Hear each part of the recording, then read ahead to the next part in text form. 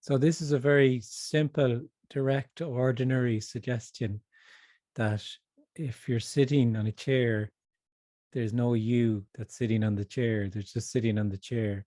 And when you can hear this voice, there's no you that's hearing the voice. There's just the sound. So if there's a thought, there's no you that's thinking. It's just a thought. So there's just what's appearing to happen. It's very, very simple, ordinary, and direct. And that is what's actually sought when you feel separate, when you feel like an individual. There's what's actually yearned for is simply already the case. This is the divine comedy. What's looked for is already whatever appears to be. And because it's so open and already the case, it's the individual who feels separate and thinks that they're trying to find something, rejects what's appearing to be in favor of what could be or might be, in accordance with the model they have, the story they have of their life. And all of that is just an energy. It's all energy. All there is an energy. It's beyond knowing, beyond understanding, beyond finding or losing. It's immediately just whatever appears to be. It's too simple. That's the difficulty. The person thinks that what they're looking for is difficult to find and always around the next corner. And actually, it's simply already the case. So that's it, really. It's not more complex than that. It's not complex at all. It's simple and ordinary and obvious. And it's very difficult for that feels separate, because simple, ordinary, and obvious is not what the individual wants. The individual wants complex and hard to get to continue to feed this sense of moving towards something. It has to be in the distance. So anyway, let's see what happens.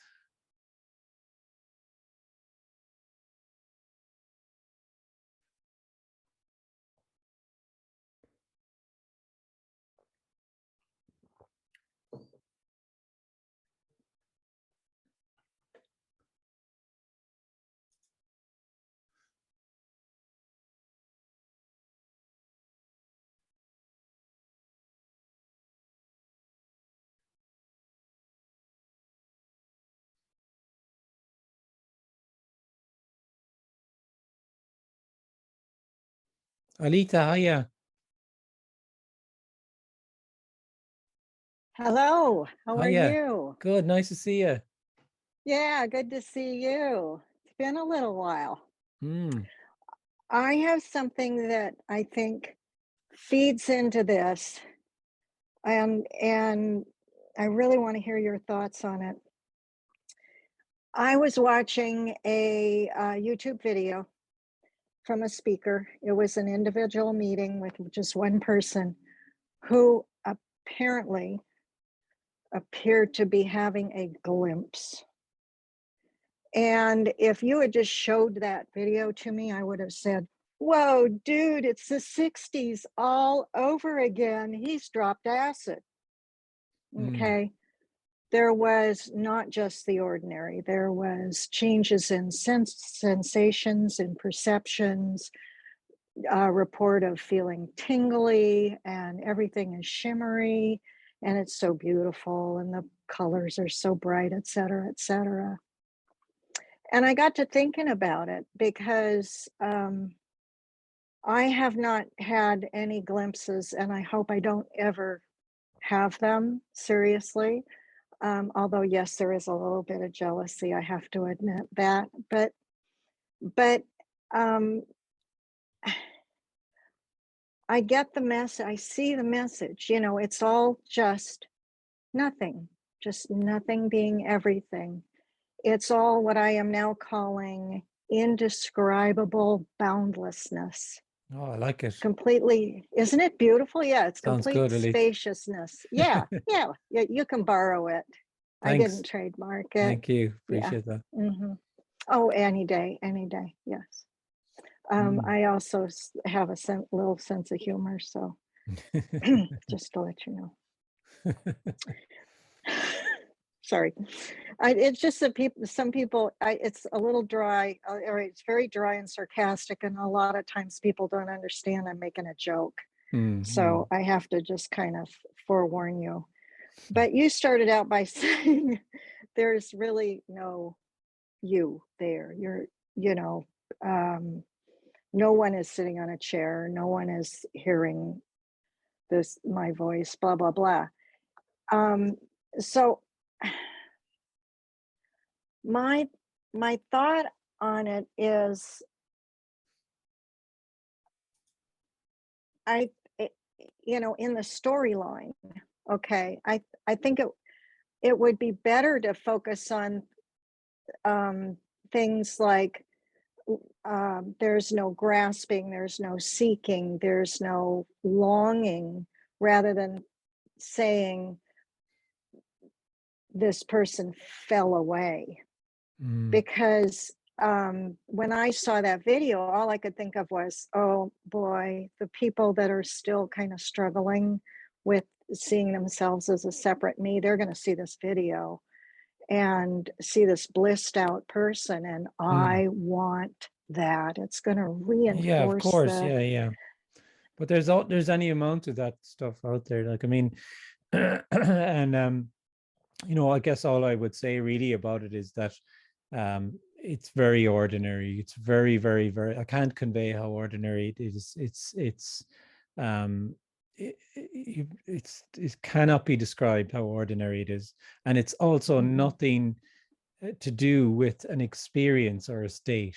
So when people Right, describe, like I see people describing states of oneness, say, you know, it doesn't matter if it's from just out of nothing. Everything is out of nothing because everything is nothing. But you know, if it's brought about by say psychedelics, or it's brought about by meditation, or it's just some state that, and it's just like as you described there, that's not what I'm speaking about at all. Like, no, this is not about a state or an experience. It's about as clear as I can put it, really.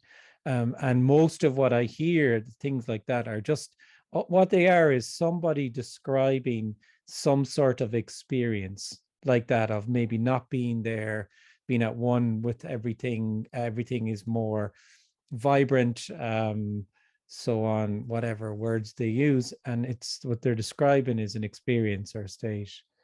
And that's not what's being spoken about here, because it's really an individual who has an experience or has a state, is in a state, and those things are temporal and transitory.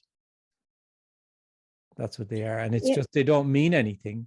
But like, it's logical. The person would feel that, okay, there's this subject called oneness or wholeness or whatever, and I think um I think I know what you're talking about, because last week or last month or last year I had this experience of just not feeling, you know, um and it's very logical that, okay, that was it, and then this isn't, to the individual's mind, that's what it mhm, is. So it just confirms for the individual that this everyday kind of experience that I'm having isn't really wholeness, and it's something special, like that person was describing in the video. So I'm not there yet, and I could be, like this person obviously is.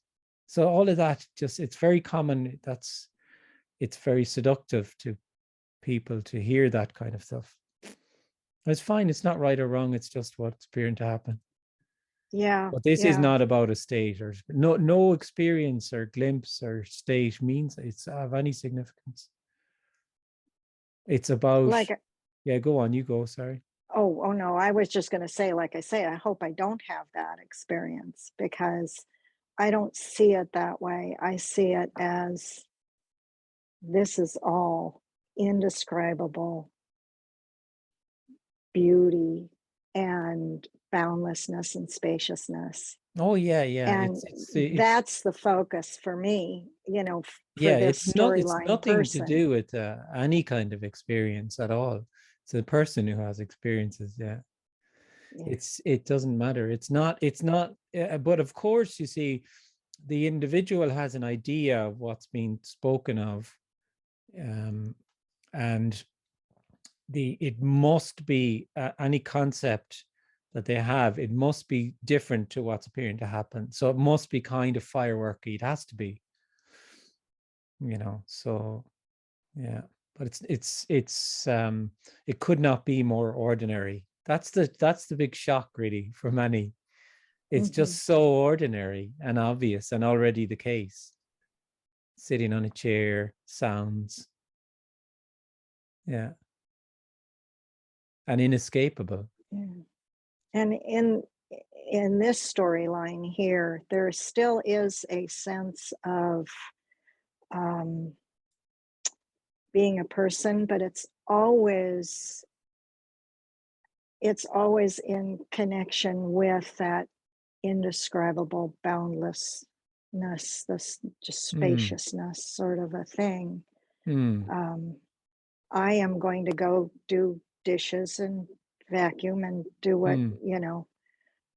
needs to be done in the storyline, but there's also, like you say, it is and it isn't. There's Yeah. also that seeing that it is all just spaciousness, just It's just energy. So boundlessness. Yeah. dishes appear to be done.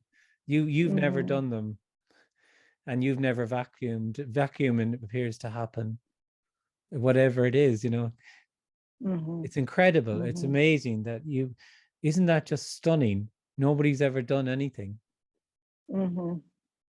It's like I'd, wow. I'd I'd really like to not have to not do them, just quite not so much, not doing dishes quite so much maybe. Yeah.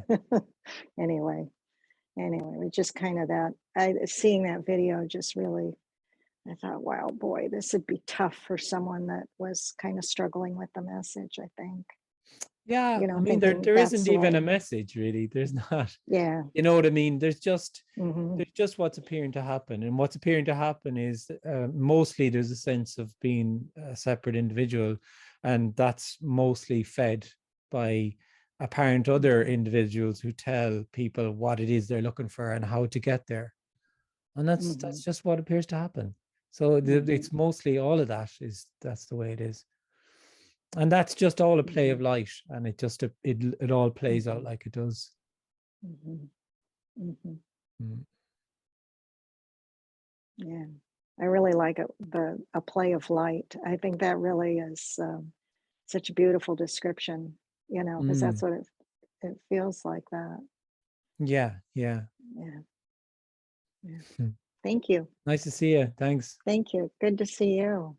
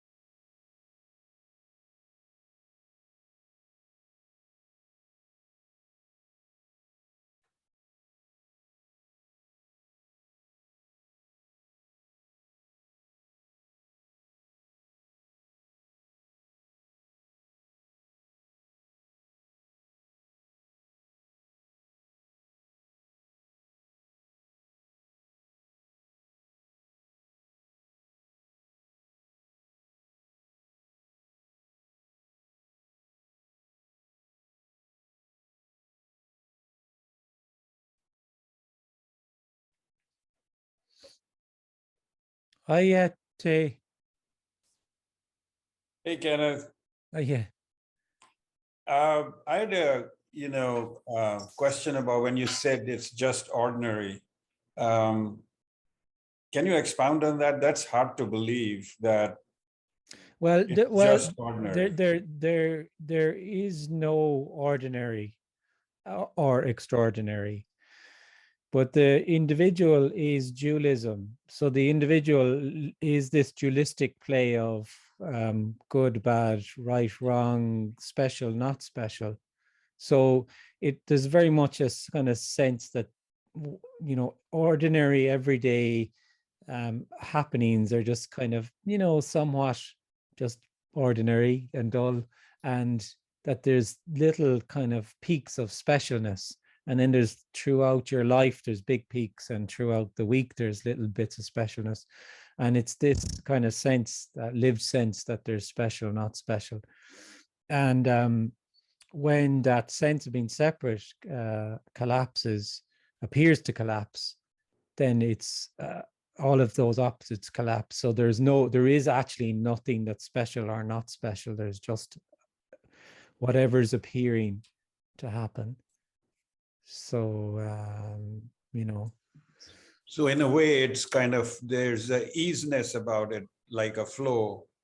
Yeah, it is, and it isn't. It's indescribable, but it's utterly ordinary. It's just sitting on a chair. There's nothing special about it whatsoever. And it's in that way, what is being yearned for is already hiding simply by already just being everything. But it's always continually rejected by that feels separate, by the individual, in favor of something special or that's around the corner. So that's really what I mean by that, is pointing at the utter isness of what's yearned for. It's just and the complete, total, and utter ordinariness of it. It's already whatever appears to happen. The individual feels that there's something there's a treasure in life, to borrow. A few people have kind of used this analogy, but I think Tony Parsons has a line about it too, that like you're looking for a treasure in life, and actually aliveness itself is already the treasure. There is no treasure to find. So it really is just sitting on a chair. But like to say it's sitting on a chair to the individual is just ridiculous. It's just ridiculous. What do you mean it's just sitting on a chair? Like, sitting on the chair, you're not making history sitting on a chair, are you? Let's make some history. Let's change the world. Let's save the planet. Come on. It's people like you that are the problem. Sitting on a chair, because the individual is in control and is in under the sense of knowing. It's closed loop of knowing.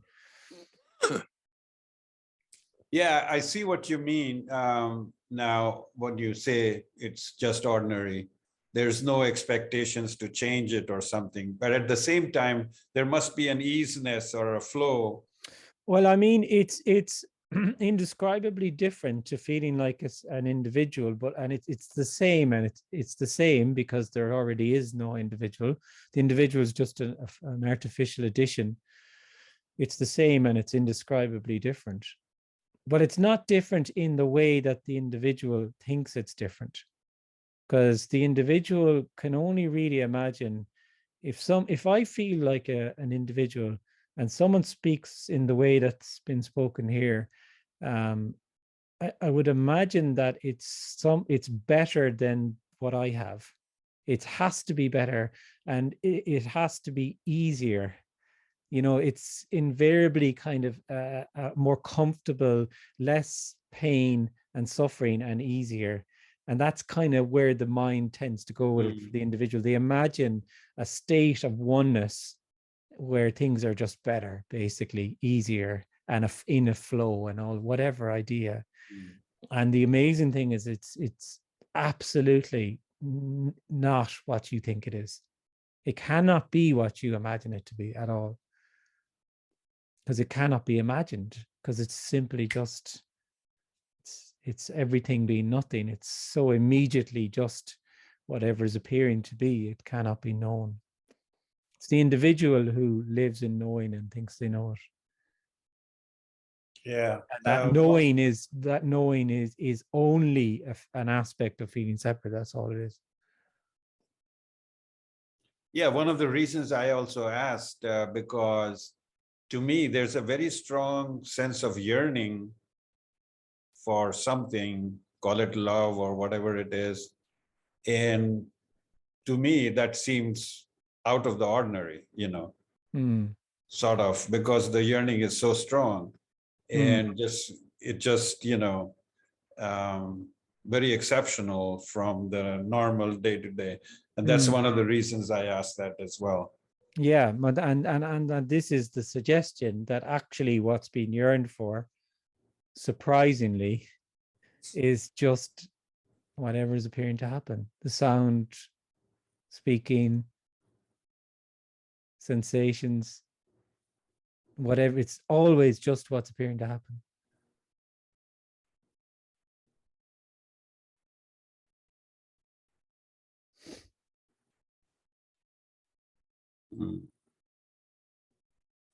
Thanks.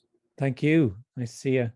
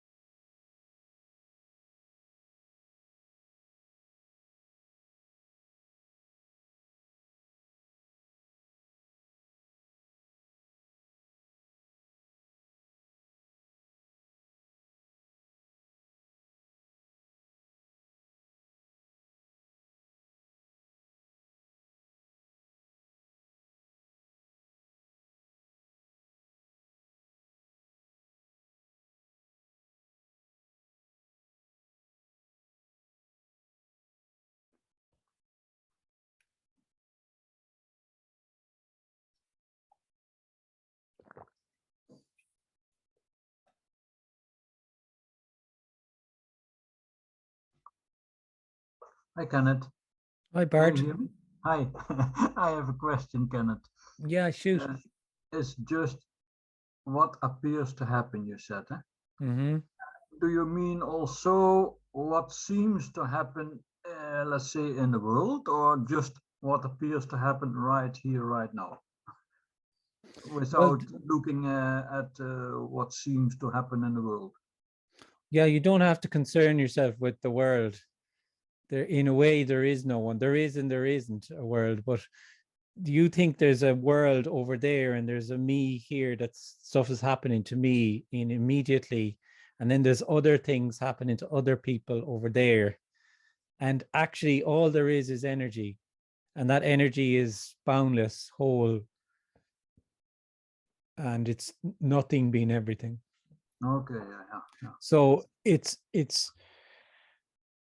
feels like, when you feel like an individual, it feels like I'm a subject and everything is an object. So there's a living in the real, and there's things are really happening to me in my life, and it's a lived causal reality. One thing happens, another thing, another thing, another thing, and that's the way it seems. And things are really happening to other people, and I know this because I turn on the TV and I hear the report of, this and this happened, and this, and this person said this and this person said that, and all of that. It's not a story, it's real when you feel like an individual. When there's no longer a sense of being an individual, it's that realness is gone, and there's not a sense that everything is really happening, and that causality and everything, that all collapses, and there's just what appears to be happening. and it's an appearance. The realness has collapsed out of it because it's an appearance. Everything is an appearance. Thank you. And that it being an appearance is obviously unknowable. Then it doesn't, and also then all the meaning is gone out of it too. Yeah, it's a play of light.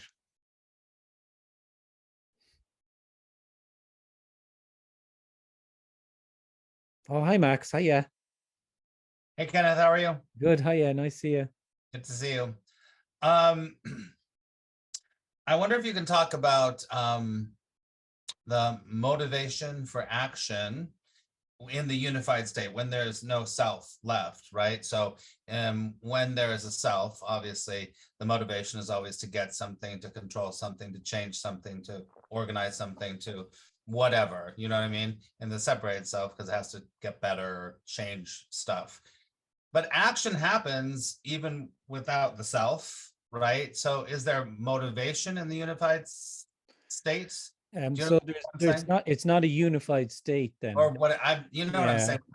I know, I do know what you're saying, but I'm just for clarity, I just want to make it clear that I'm not in any kind of a state at all. There's no kind of state. There's just what's appearing. I'm in New York State. I know. So there's just what's appearing to happen then. So if it's just that sense of being there doing it is just not there anymore. So there's a sense of you know, God, the office is really gotten very cluttered. That needs to be cleaned. I have loads of time tomorrow. I'm going to clean it. And so instead of me feeling that I'm doing all of that and I have a motivation then to do it, so I've noticed something, I've got the motivation now to do it. I didn't last week, I couldn't have been bothered, and now I do have the motivation and I execute. That's when, if I felt like someone, whereas it's just, there's just what's appearing to happen, then there would just be tidy in the office, and that would all be just a story. Like it would be, the thought may have been there, oh, I better tidy it, it's getting pretty bad, even for me, and then appearing to tidy it or whatever. I hear what you're saying. I get it. So ultimately there's no like ulterior motive or whatever. It just happens. You're like dirty death. It's just very simple. There's just what's appearing to happen. That's all. There's just what's appearing to happen. And that might be an idea to do something, but it wouldn't feel like it's my idea or whatever. So would there be a it'll feel better when I have a clean desk? Well, there could be just, whatever thought there would be around it, and that's what would be happening then, or whatever, you know, and just randomly picking an example. No, I know. I'm looking at my desk right now. But you see that kind of linear causal reality's gone out of it. So the person would feel, I've noticed something, I've made a decision, and I've actioned that decision, and now I'm reaping the rewards. I'm in a more Zen environment, and I feel calmer, because so they feel they're there throughout that whole, and it feels like a process. Right. So there's there's just what's appearing to happen. Messiness appears to happen, and tidiness appears to happen.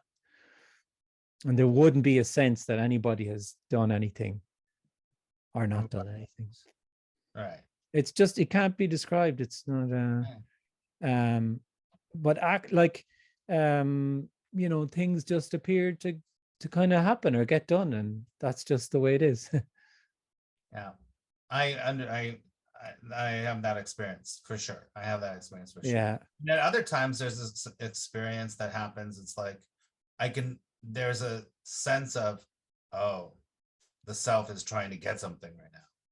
I kind of feel that sometimes what can be there then is, this is very common. There's a sense that there's just this whole narrative that there is a self.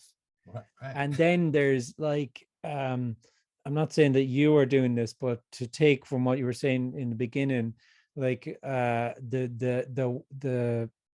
oneness state, and in the self. So someone I hear some people talking sometimes and they're talking like, oh, that's me selfing there now. And then that's me in a state of oneness. There was just oneness. I wasn't there then.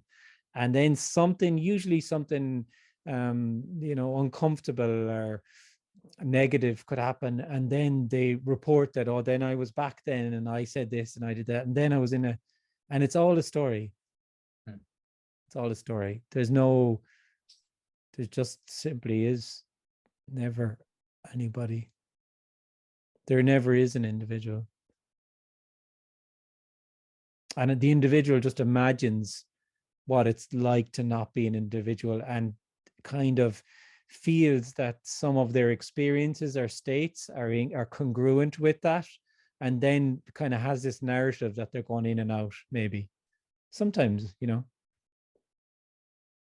And there can also just be that really felt feeling of just not being there and then being there again. But it can also just be part of their story, that I was there and then I wasn't there. Yeah. Thank you. Thank you. Hi, Dana. Hey, just a sharing of, it seems like every time that resonance is felt, it seems like it hits somewhere different in the body. And there's been a just tremendous amount of tears when it's felt. And often a real sense of never having existed. And it just feels like it's been a lot of grief for that. And I've also noticed there's been a lot of grasping for things in life, like trying to get something in particular. And it seems like every time there's a reaching, it just crumbles. It almost feels like life is always pointing that I can't make anything happen. I never have. And it's just been very interesting lately. And a real sense of wanting this to be over. Yeah. It feels like suffering.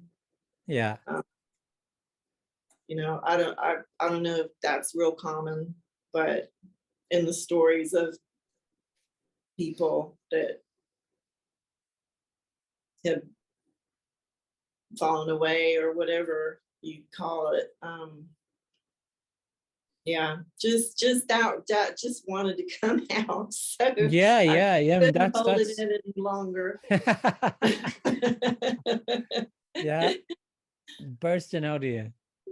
Yeah. So there you go. I mean, that's what's happening there then. Yeah. Yeah. And I mean, there are no other people who have fallen away, Yeah, there's still that story. There are no, that's just a story. People think there's these people who have fallen away, and how was it for them? And there is no other. There's just what's appearing to happen. I think that's the carrot when people describe what they went through. When speakers describe what they went through, there's like a wanting to connect with that somehow. Oh, totally. Yeah. Because that's why I hardly ever tell the apparent story. I always say that nothing happened really, but I don't make a big secret out of it either. You know what I mean? Because I think that's nearly just goes, that has a different energy to it too. But it's very clear nothing happened. And but people desperately want, the first question from the very beginning when there was started to be sharing here. The first question really is, what happened to you? Tell me what happened. And I want to know what happened to you so that I can make it happen to me. Maybe I won't want to, but if I hear and I like it, then I can do something to bring it about. Yeah. And nothing happens. The circumstances of what appear around someone's story of falling are completely, totally irrelevant. Totally and utterly irrelevant. And it doesn't matter. Sometimes there's there's apparently great suffering, you know, huge suffering, huge suffering, everything just falling apart, losing everything, everything gone, home gone, family gone, you know, everything. I've heard these stories, and then boom. And then there's others, there's nothing gone. You know, there's nothing gone. There's job, there's family, there's everything, and then boom, they're not there, you know. And it seemed they never were there. So every body, mind, every story is completely, totally, and utterly unique, and is no relevance to what your apparent story is. None whatsoever. Because that's what that's like, the tendency is to contrast it with, oh, well, if this is like, what was it like, you know, doesn't matter. Well, and there's almost like a sense of comfort from hearing someone else describe their suffering, or yeah, you know, and but it feels like a carrot for sure. I just really, I just right now realizing that you know, yeah. that's There are no others. Nothing happened to anybody. Nothing at all. It's of no relevance whatsoever. Anyone's story it's of absolutely no relevance. And actually, you could say that if you want to call it liberation, the sense of being separate, not being there, liberation would happen despite anything that appeared to be happening in the story, because none of it is like, it's not causal. Nothing caused another thing to cause another thing to bring about all that is, or to bring about, you know, that there was nobody, because there never was. It's so illogical. It's so not what people think it is. You know, it's so non-linear. Like, but that's what we're so accustomed to, is that cause a linear kind of, well, this person did this, and then this happened, and then this happened, and kind of pulling out some kind of meaning out of that then, and kind of contrasting that to ourselves then as, oh, it wasn't like that for them, and or is it, you know what I mean? But I'm totally generalizing anyway. I'm not really even applying it to what you're saying. I'm just generalizing. But but like, I think it's kind of, from talking to you, it's also sense that, like, there's just what's appearing to happen. So there's just what's appearing to happen there. So if it's uncomfortable, it's uncomfortable. You know, if there's clarity, there's clarity. If there's only energy. It's just whatever's appearing to happen.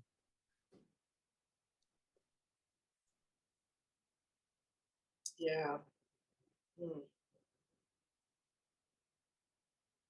I know Max was talking about motivation, and it seems like the motivation to try to even make sense out of what you're saying is kind of gone. Yeah. Well, it can be when like, it really resonates. Yeah, it can. It just can be more and more obvious that there's no making sense of any of this, and there's no need to make sense of any. It's the individual who wants to make sense of things because they're in a loop of knowing, and everything has to make sense. You know, God, nothing has to make anything. It's unknowable, ungraspable. it just makes I want to scream. A scream in a good way or a bad way, I don't know. Yeah. Just the noise, like, Yeah. Yeah. Just mute yourself if you're going to do that. I will. Well, thanks. Thank you. Nice to see you, Dana. Yeah, good to see you. Alita, hiya. Oh, okay. Oh, sorry. I have problems with this mute and unmute. I just wanted to add to that. I remember you said, I think it was you that said, Kenneth, that, you know, you were, for a little while, you were kind of going in and out. But then you saw that longing arose because you wanted that, you know, that sense of just being able to see how everything like that. And then you said that you realized the longing was also it. And then it just, and I thought, oh, yes. If ever I need to remember something, I'm going to email you and we're going to talk, because I really can't remember much, but you've watched all my videos. So if ever I'm kind of going, what was that again? I'll give you a shout. Yeah, no, that's how I described it. I think the first time I ever spoke really was on the Conscious TV interview in 2010. I think that's where I said that. Maybe it doesn't matter. There is no there is no 2010. It doesn't matter, and it's not a very good interview either, to be honest with you.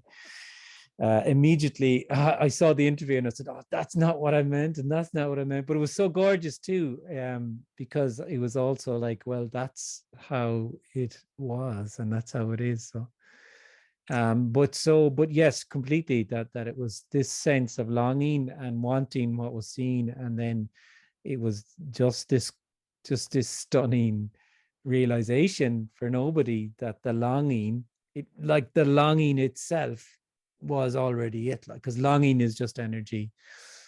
And that's about as close as I could come to forming some sort of story around kind of Kenneth falling away, really, because there is no falling away at all. It's a non-event. It's a total non-event. It's just then that there's just what's appearing to happen.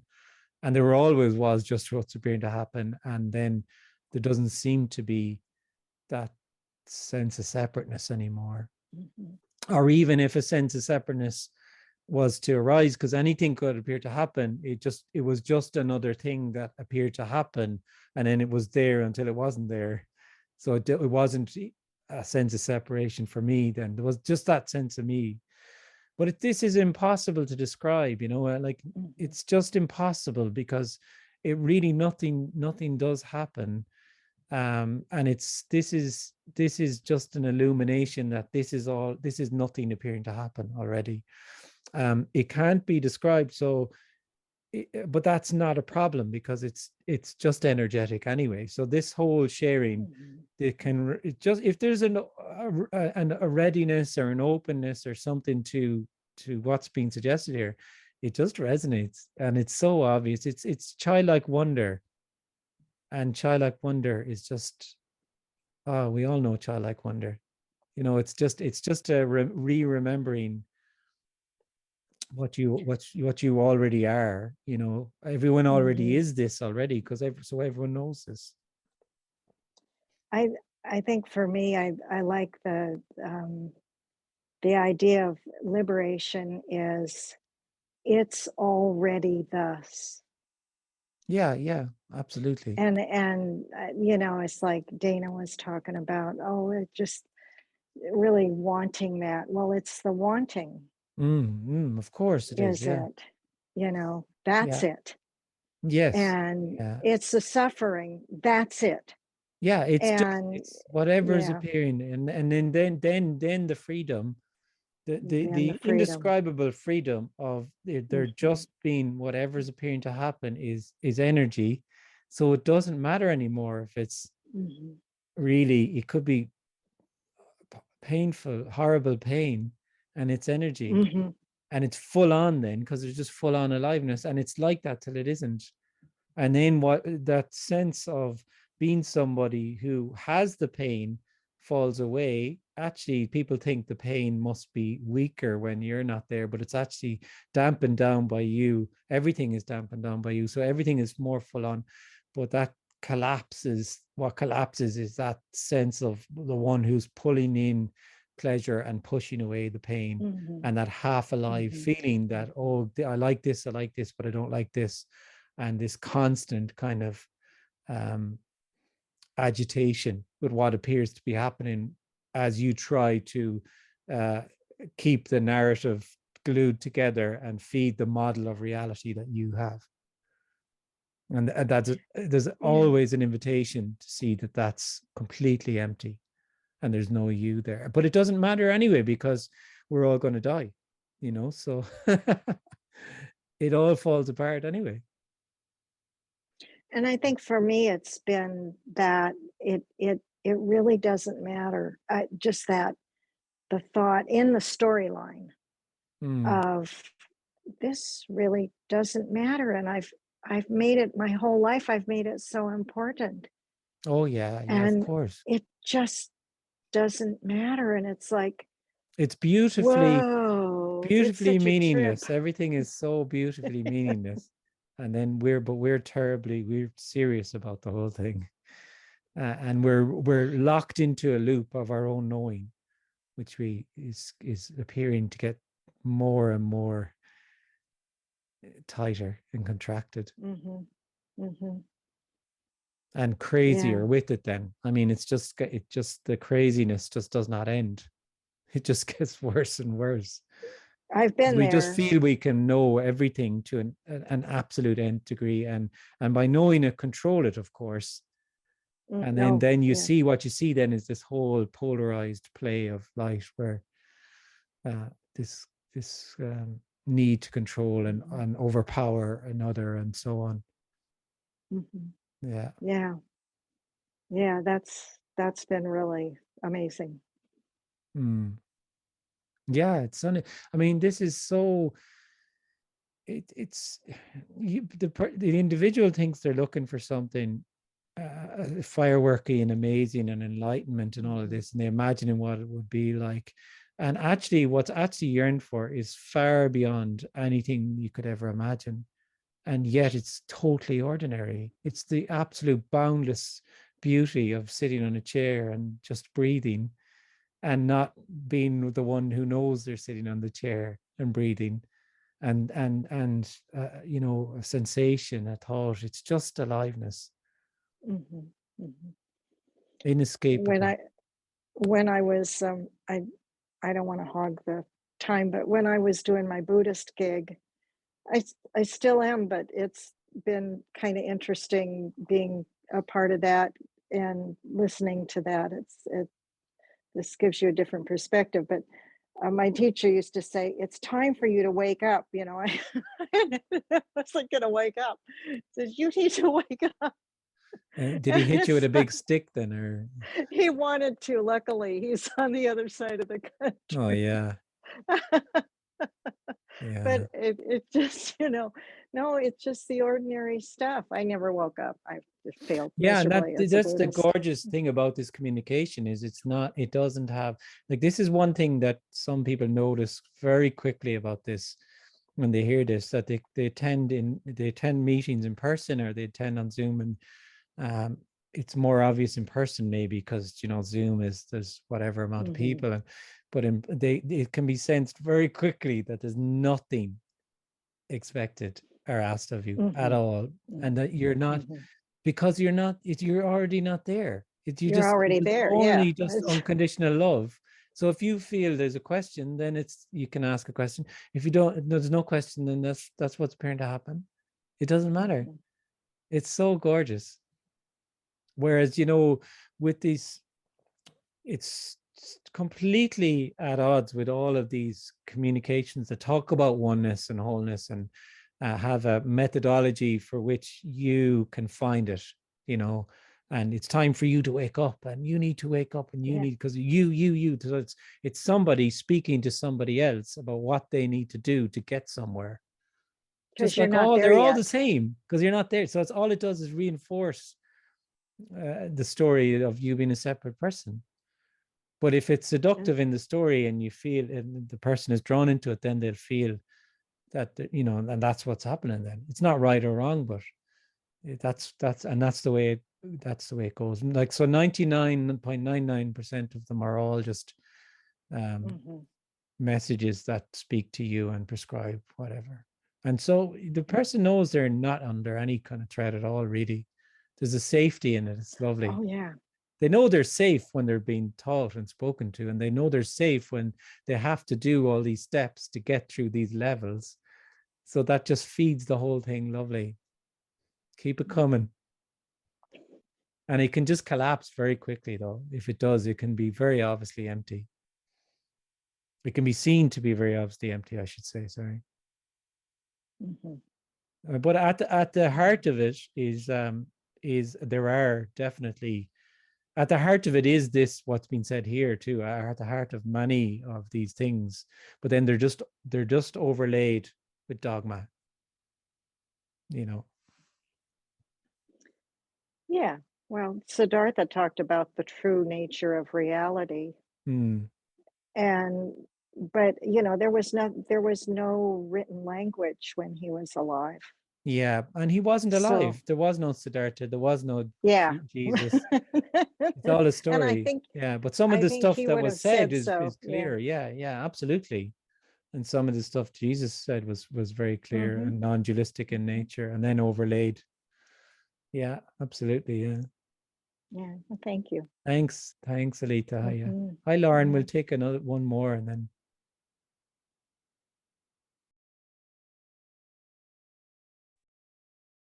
Hi, Kenneth. Hiya. Thank you for the meeting. Yes. And so you were talking about, you know, the individual feels safe when there's a formula. So what I have found in listening to the message and, you know, listening to you is that, well, you've talked at times about like living full on. Well, they're just being full on, not me living full on, but they're just being full on aliveness. Yes. Yeah.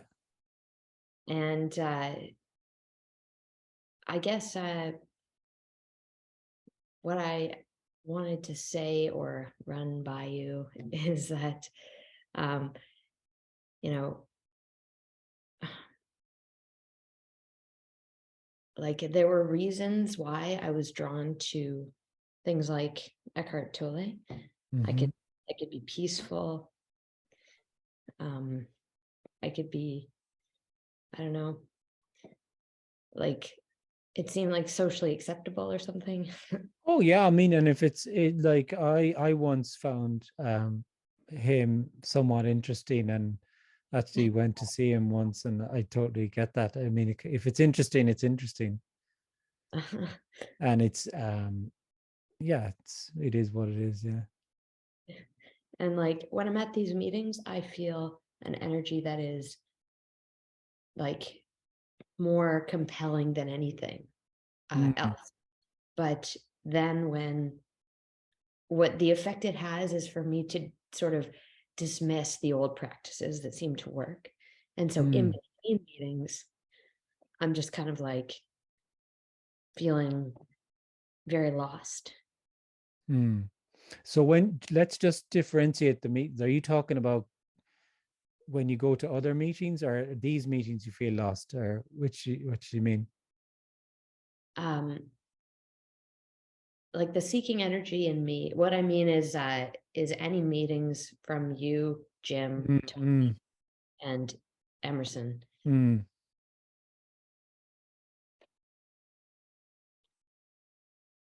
So in these meetings, you feel that's how you feel when. Yeah, okay, that's what's happening. Oh, good. Yeah, that's just what's appearing to happen. Yeah. I mean, like, there's just what's appearing. This is this sharing is very it's a boundless energy from nothing, from nobody, and it resonates as it resonates, and it can be all sorts of discomfort can arise. Yeah. And also like a completely indescribable boundlessness to it, because it's so different from a communication that comes from someone who's speaking to you. But it just resonates as it resonates, and that feels separate finds it immensely confronting in general. So that could be to the forefront, or it might not be, you know. I feel like if I could just live at a meeting, I'd be fine. Yeah. When I'm out there, like without somebody who's speaking from nothing, it feels very I don't know. Anyway. Yeah. I mean, just to say really as well, though, there is no meeting really. It's also just a story. Like, this is going to finish up, and there'll be a sense that it finished, and in the story it started and finished, but there is no start or finish to anything, and all there is energy. So energy appearing as a meeting in which there's this communication, and then also energy appearing as the other things you described, like where doesn't seem to be this communication, but it's all boundless energy, nothing being everything. So there's nothing that isn't it, even if it presents as someone who's then talking to you about Eckhart or someone else. That's just aliveness. Yeah. So it's even a story to say they're in these meetings, and then outside of them is also just a story. Okay. But it's lovely to hear from you, Lauren. You too, Kenneth. Thank you. Okay, and thanks everyone. I'm not sure what Zoom I'll be doing this week. I'm not really sure if I'll be doing any actually, but I'll see. And what is there? Galway, blended on the weekend, so there'll be just the afternoon, Saturday and Sunday, where I'll be having the meeting. So I'll have them links up this week then, and people can join virtually. But it was really nice to talk to you. Take care. Thank you so much. Thanks, guys. Thank you, Thank Kenneth. you. Take care. Bye. Thank Bye. you. Bye.